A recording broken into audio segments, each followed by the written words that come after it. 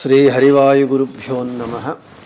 ओं वंदे विष्णुं नमामि श्रियमथ च भुवं ब्रह्मवायु च वंदे गायत्रीं भारतीं तामपि गरुडमनन्तं भजे रुद्रदेवं।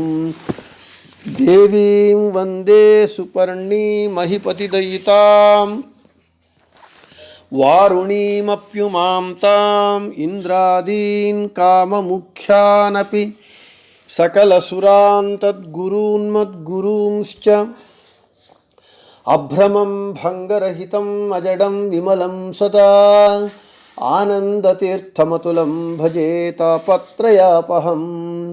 जलज्येष्ठनिभाकारं जगदीशपदाश्रयं जगतीतलविख्यातं जगन्नाथगुरुं भजे।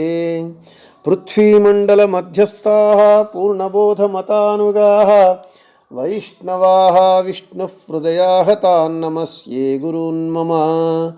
आपादमौलिपर्यन्तं गुरूणामाकृतिं स्मरेत् तेन विघ्नाः प्रणश्यन्ति सिद्ध्यन्ति च मनोरथाः। श्री विद्यासागर माधव तीर्थ गुरुभ्यो नमः। हरि ओम। ಹರಿಕಥಾಮೃತಸಾರ ಗುರುಗಳ ಕರುಣದಿಂದ ಆಪನಿತು ಪೇಳುವೆ ಪರಮ ಭಗವದ್ಭಕ್ತರಿದನಾದರದಿ ಕೇಳುವುದು ಶ್ರೀರಮಣಿಕರ ಕಮಲ ಪೂಜಿತ ಚಾರು ಚರಣ ಸರೋಜ ಬ್ರಹ್ಮ ಸಮೀರವಾಣಿ ಫಣೀಂದ್ರವೀಂದ್ರ ಭವೇಂದ್ರ ಮುಖ ವಿನುತ ನೀರಜ ಭವಾಂಡೋದಯ ಸ್ಥಿತಿ ಕಾರಣನೆ ಕೈವಲ್ಯದಾಯಕ ನಾರಸಿಂಹನೆ ನಮಿಪೆ ಕರುಣಿಪುದೆ ಮಗೆ మంగళవ.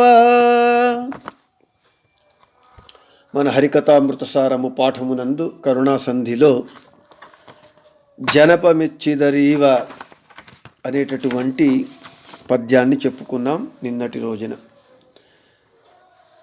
రాజు మెచ్చుకుంటే ధనము, వాహనము, ఆభరణములు, వస్త్రములు, భూమిని ఇస్తాడు. అయితే తనువును మనస్సును ఇచ్చేటటువంటి వారు ఎవరైనా ఈ లోకంలో ఉన్నారా అంటే భగవంతుడొక్కడున్నాడు తన భక్తులకు అని చెప్పారు.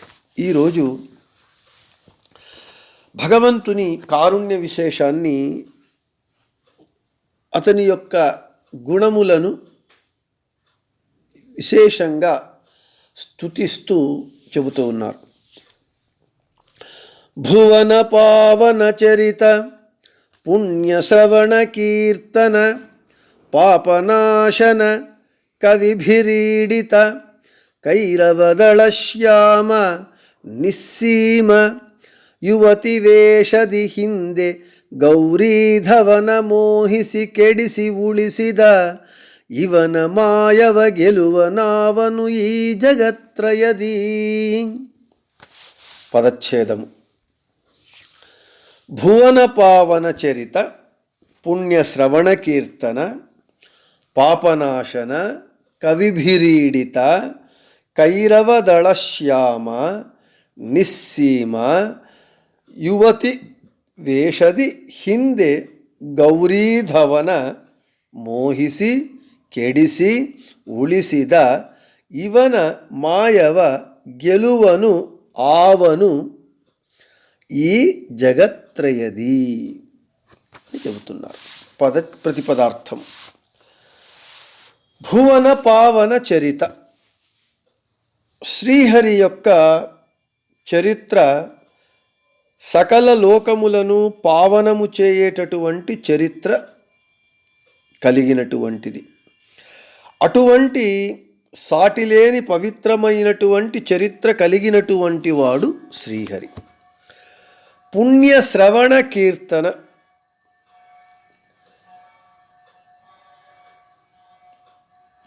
ఇతని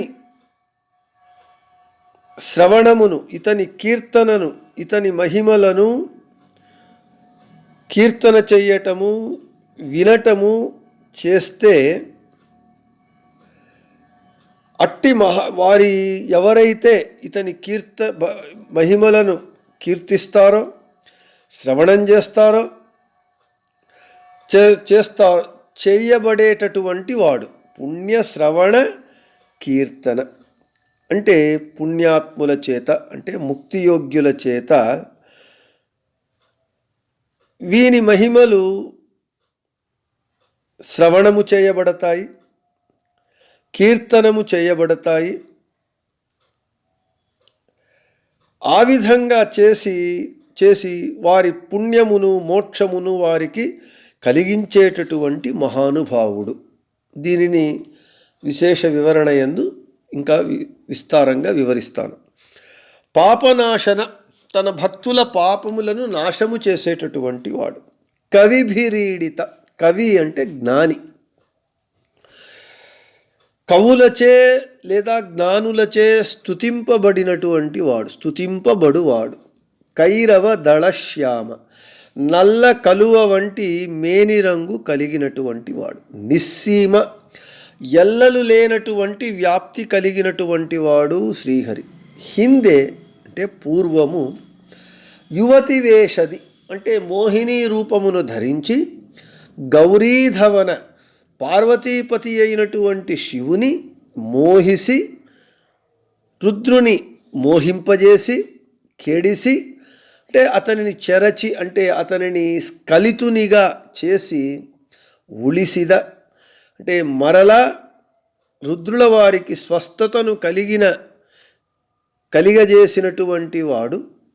ఈ జగత్రయదలి, ఈ మూడు లోకములందు ఇటువంటి భగవంతుని, ఈ మూడు లోకములందు ఇవన మాయను, ఇటువంటి భగవంతుని మాయను, మోహక శక్తిని లేదా మహిమను గెలువనావను అవను అంటే గెలిచేటటువంటి వాడు ఎవడు అని చెబుతున్నారు.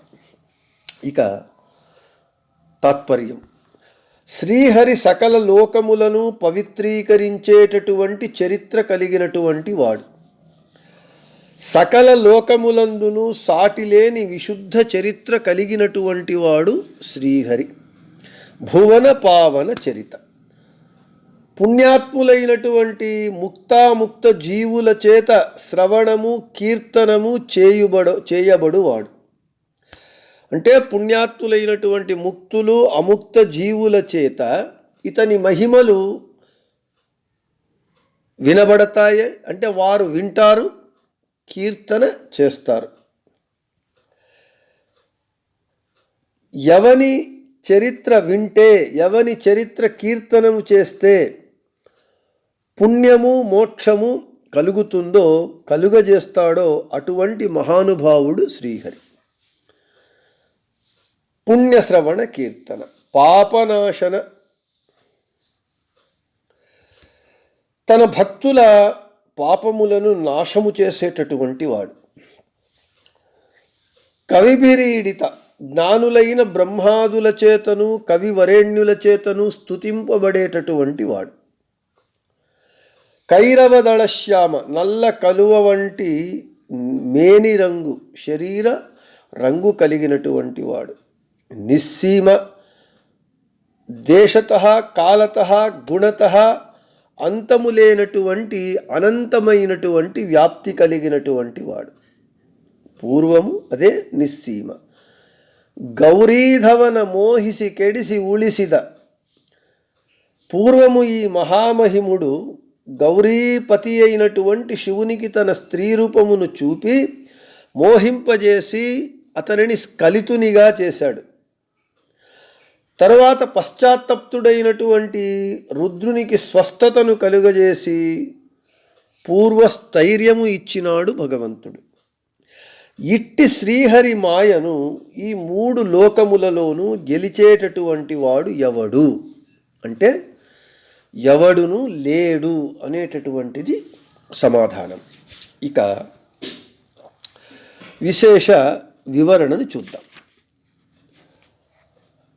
ఇతని చరిత్ర భువన పావన చరిత అంటే ఇతని చరిత్ర అంటే శ్రీహరి యొక్క మహిమ, వాని యొక్క కథ, వాని గురించి చెప్పేటటువంటి విషయము ఎటువంటిది అని అంటే 14 లోకములను పవిత్రముగా చేసేటటువంటి చరిత్ర కలిగినటువంటి వాడు.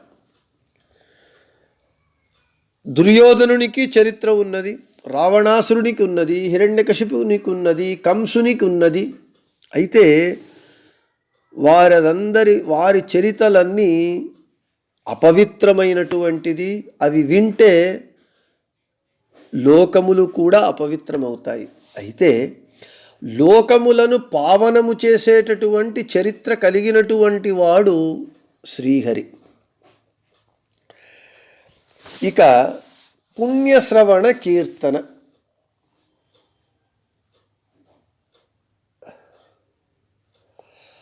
ఎవరైతే తన కథను, మహిమను, చరిత్రను భక్తి శ్రద్ధలతో వింటారో, ఎవరైతే తన చరిత్రను, మహిమను, కథను భక్తి శ్రద్ధలతో పాడుతారో, కీర్తన చేస్తారో, వారికి పుణ్యాన్ని అనుగ్రహించేటటువంటి వాడు.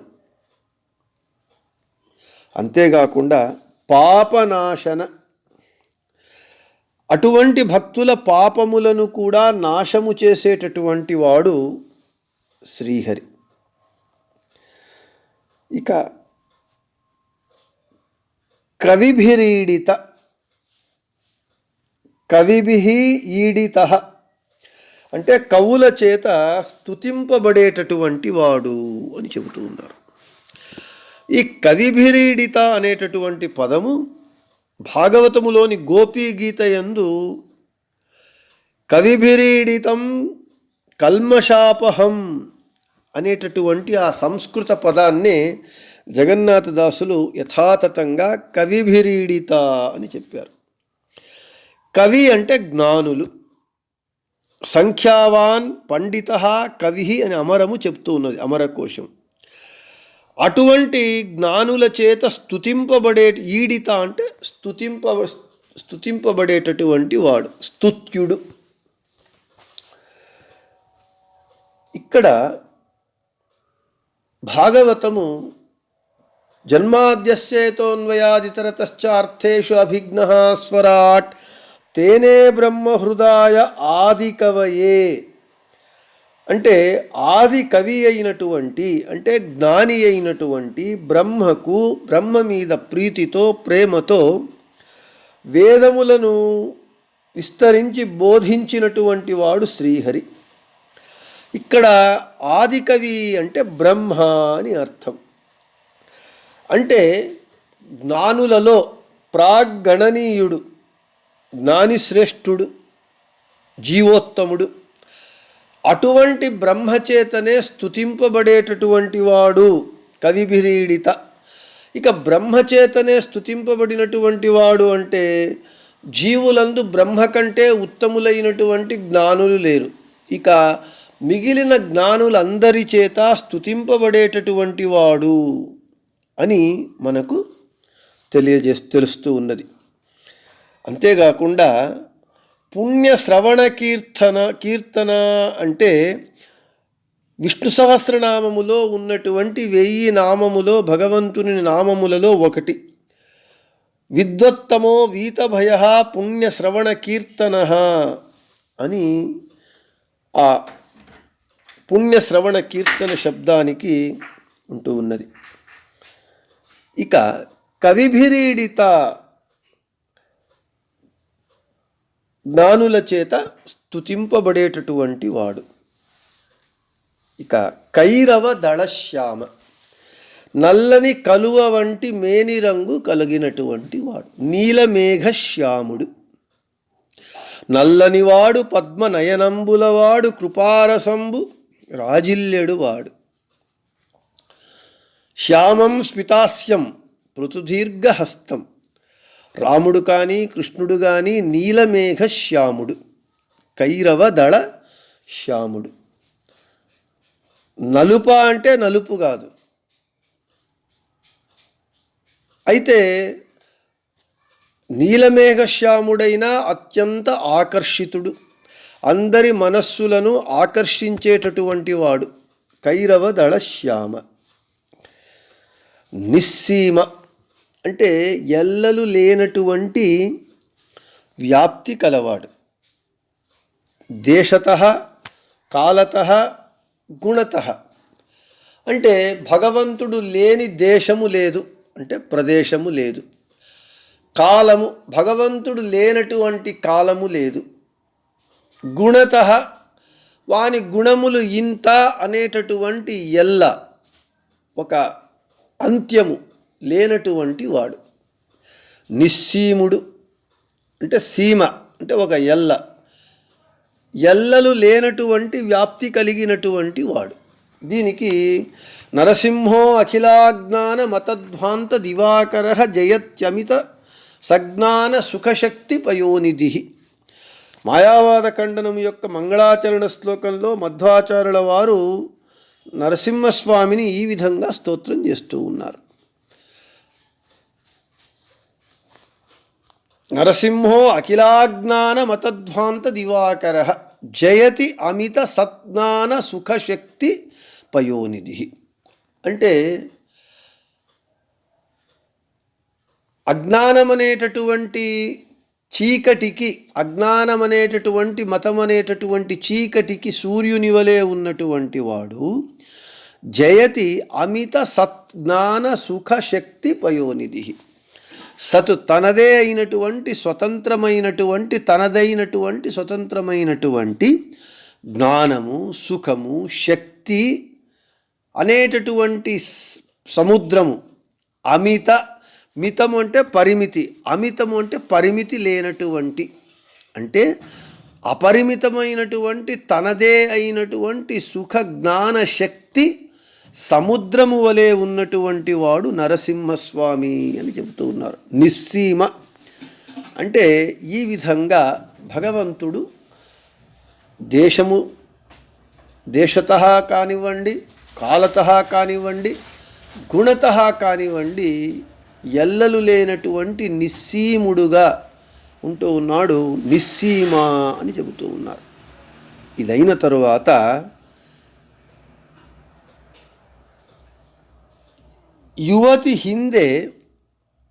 ಯುವತಿ ವೇಷದಿ ಹಿಂದೆ ಗೌರೀಧವನ ಮೋಹಿಸಿ ಕೆಡಿಸಿ ಉಳಿಸಿದ ಇವನ ಮಾಯವ ಗೆಲುವನಾವನು ಈ ಜಗತ್ರಯದಿ.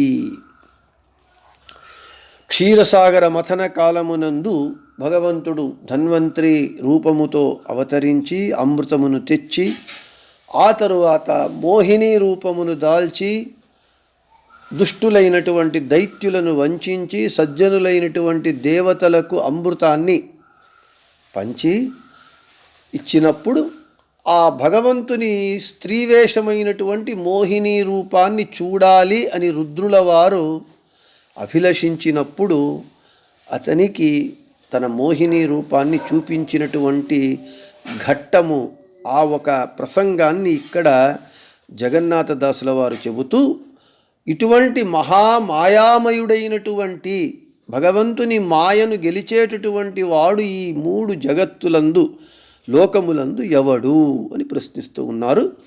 ఆ విషయాన్ని మనము రేపటి పాఠమునందు చెప్పుకుందామని చెబుతూ, శ్రీకృష్ణార్పణమస్తు, మధ్యేశార్పణమస్తు, అందరికీ శుభమస్తు.